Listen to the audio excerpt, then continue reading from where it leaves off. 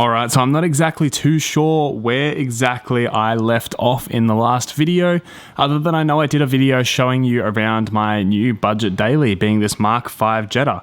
Well, surprise, surprise, being me, there has been some changes to this plan. The Mark 5 is still sitting in my shed. Currently, I'm actually waiting on some timing tools to rock up.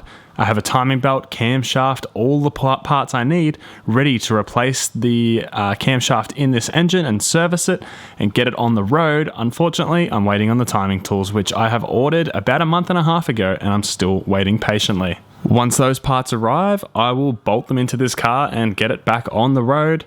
Hopefully drive it for a few weeks, check that it is all good, and then if it is, I'll get it registered, and this car I'm going to sell. As much as this Jetta is a really nice car, I've actually come across something even cooler, and probably one of the rarest Mark 4s in Australia. Inside the Jetta is all detailed up, the headliner's replaced and everything. Once the engine's all done, this car will actually make for a really, really nice car, and gee, I actually wish I had an automatic. But what is cooler than an automatic is this right here. Probably the rarest Mark 4 in Australia. And if you're looking at it, well, it doesn't look like anything too exciting. Just a Mark 4 Golf in reflex silver with some basic alloys. The interior is also nothing out of the ordinary until you look closely. And although it might be hard to see on this camera, that is a 6 at the bottom of the shifter. Something that you never see in a Mark 4 in Australia unless it's in a borer in the VR6s.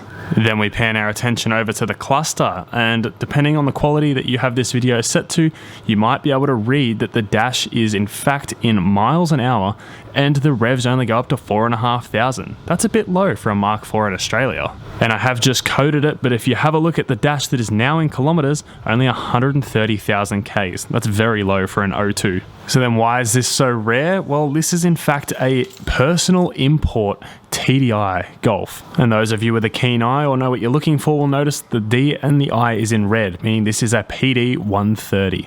And there it is, under the bonnet, the PD 130. If you look closely up the back, you'll see the yellow import sticker, because this is a personal import which allows me to actually drive this and register it in Australia, being that this vehicle isn't over 25 years old. It's the only way you can really get around it, and it's very, very uncommon to find vehicles like this. So what did I pay for it and what is wrong with it? Well, let's have a quick chat about that. So the body and the panels on this thing are actually in really, really good condition. Being this car came from the UK though and lived its first 10 years there, underneath has seen its fair share of water. It is quite corroded under there, probably more than any vehicle I've ever had before or any vehicle I've seen in Australia. So that's probably one of the biggest negatives with it. Other than that though, the body of the car is very, very straight, and all around it's actually just a very clean car. All 4 windows and doors work, and that is something that you don't see very often.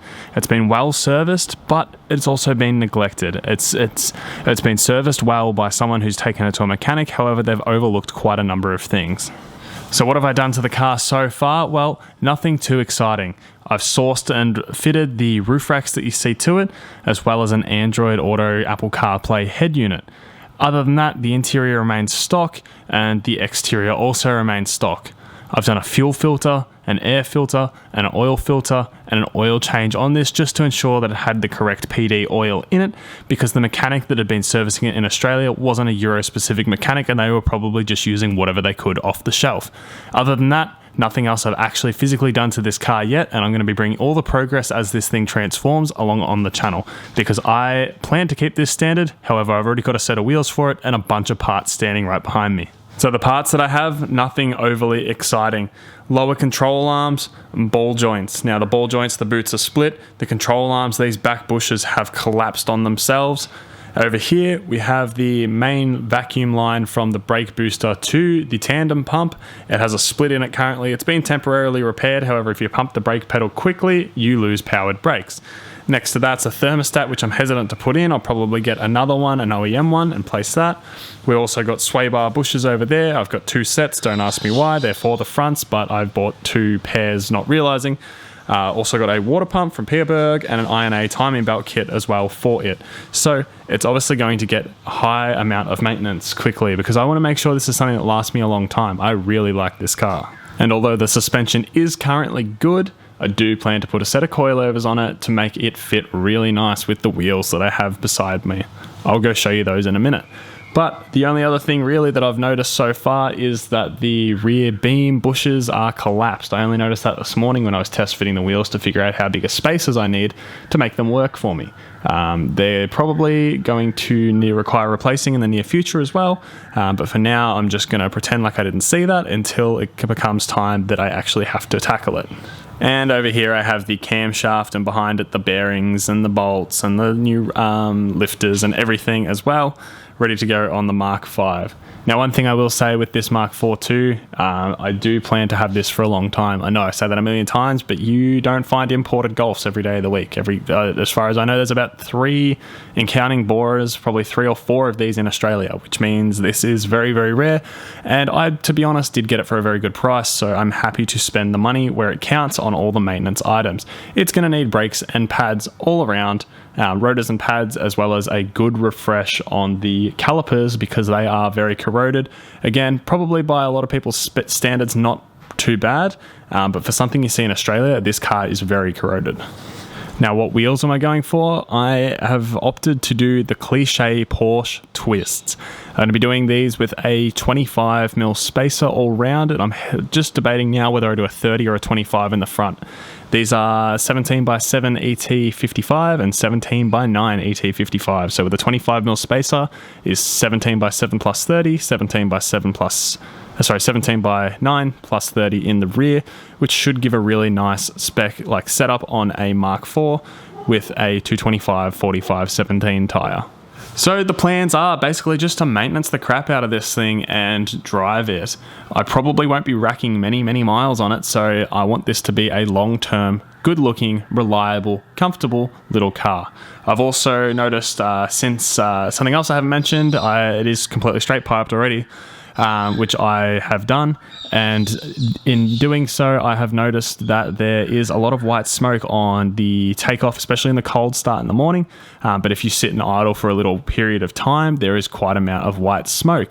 I've put this down to the injector seals being original from 2002, and for the sake of it, when I do the timing belt and obviously set injector lash, I'm going to remove the injectors and replace the seals on them, just as preventative. Again, that's like an $80 part, so it's really not that much money to do, and maybe an hour job doing it. So to me, that's good preventative maintenance, and that's really all I can think of right now that I've got for maintenance items. Let's start it up and have a listen to what she sounds like.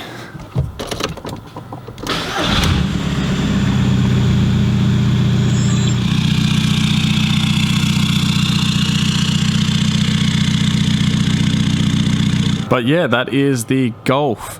I'm going to show you now just some of the corrosion. As you can see, the standard alloys have really suffered from this. When I had this roadworthied, the wheel weights actually fell off the wheels when the mechanic dropped them on the ground, so they've had to be rebalanced. However, yeah, these wheels look shocking and they're going ASAP. Having a look underneath here at the rear beam and suspension components, you can see that there is a fair bit of surface corrosion on them. Again, to most people in the UK, this is probably nothing, but for someone in Australia, this is quite a lot of corrosion. And there is that caster bushing, nice and collapsed. You can see the control arm hard against the subframe. This makes quite the knock. But there you have it. That's my imported Mark IV Golf 1.9 TDI PD 130 here in Victoria, Australia. I will be fixing this up, maintenancing everything I possibly can, as well as doing a few tasteful mods and turning this into a reliable daily that I don't put many miles on. And I'm just going to try and keep this thing for years and years because this thing is hard to come by. You won't find something else like this in Australia.